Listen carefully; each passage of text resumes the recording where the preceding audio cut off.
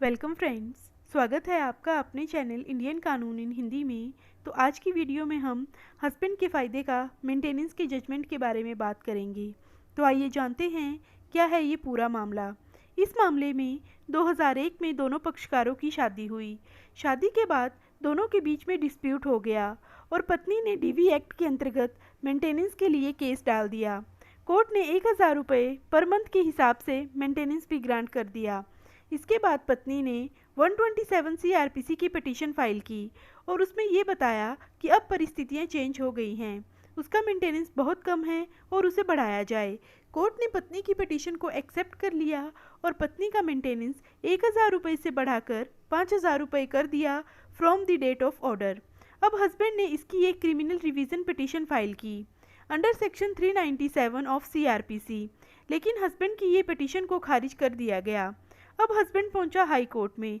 High court के द्वारा पूरे मामले को देखा गया और इसमें ये कहा गया कि अगर कोई डीवी एक्ट के अंतर्गत आ गया है फिर वो 127 CrPC का उपयोग नहीं कर सकता। ये जो ऑर्डर हुआ है ये विदाउट जुरिस्डिक्शन का हुआ है।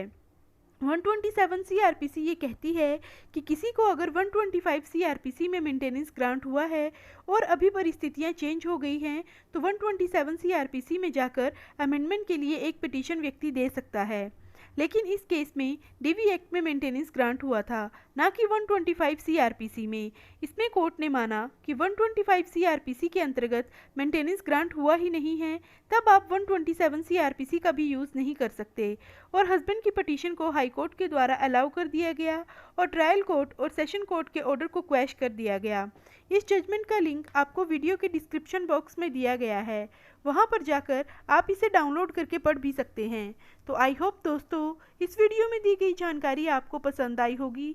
तो ऐसे ही कानून से संबंधित जानकारियां पाने के लिए आप मेरे चैनल को लाइक, शेयर और सब्सक्राइब ज़रूर करें। वीडियो में लास्ट तक जुड़े रहने के लिए आप सभी लोगों का धन्यवाद।